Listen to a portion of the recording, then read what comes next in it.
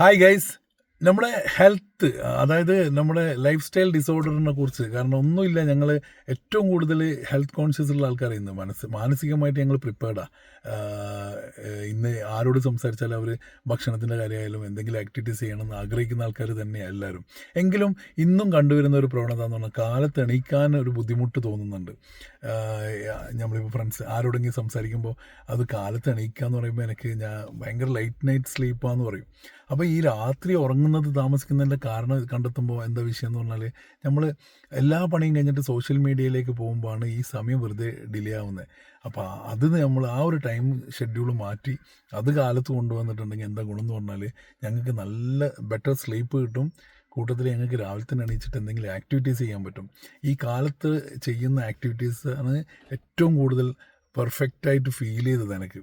ഞാൻ 2 സമയവും ചെയ്തു നോക്കിയിട്ടുണ്ടായിരുന്നു. പക്ഷേ കാലത്ത് ചെയ്യുമ്പോൾ ഉണ്ടാകുന്ന ആ ഒരു എനർജി ഫുൾ ഡേ ഞങ്ങൾക്ക് കിട്ടും.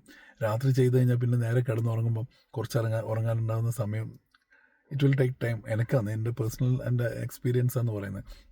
അപ്പം എല്ലാവരും കാലത്ത് തന്നെ എഴുന്നേറ്റ് വർക്കൗട്ടോ അല്ലെങ്കിൽ എന്തെങ്കിലും ഒരു ആക്ടിവിറ്റീസ് ചെയ്യുന്നതാണ് കുറച്ചുകൂടി നല്ലതെന്നാണ് എൻ്റെ ഒരു സജഷൻ. പിന്നെ ഈ പറയുന്ന കാര്യങ്ങൾ മുഴുവൻ ഒരു യങ്സ്റ്ററിനോ അല്ലെങ്കിൽ ഒരു ഒരു എന്താ പറയുക, ഏതെങ്കിലും ഒരു ജെൻഡറിന് മാത്രമല്ല, ഓൾമോസ്റ്റ് എല്ലാ മനുഷ്യർക്കും പ്രായഭേദ ലിംഗഭേദമന്യേ എല്ലാവരും ചെയ്യേണ്ടതാണ്. അത് അവരുടെ മാത്രം വർക്കൗട്ട് എന്ന് പറയുന്ന ആണുങ്ങൾ മാത്രം ചെയ്യേണ്ടതാണ്, അല്ലെങ്കിൽ പെണ്ണുങ്ങൾ മാത്രം ചെയ്യേണ്ടതാണ്, അല്ലെങ്കിൽ ഇന്ന പ്രായക്കാർ ചെയ്യേണ്ടതാണെന്നില്ല. ഓൾമോസ്റ്റ് എല്ലാ ഹ്യൂമണും അവരുടെ ജീവിതത്തിൻ്റെ ഭാഗമാക്കേണ്ടതാണ് എന്തെങ്കിലും ഒരു ആക്ടിവിറ്റീസ് അല്ലെങ്കിൽ വർക്കൗട്ട്. അപ്പം നിങ്ങൾ നിർബന്ധമായിട്ടും അത് ചെയ്യുക.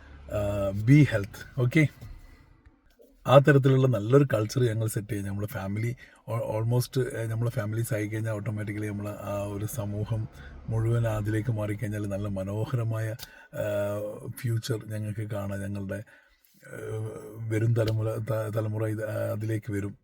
ഇൻഷാ അല്ലാഹ്. All the best guys.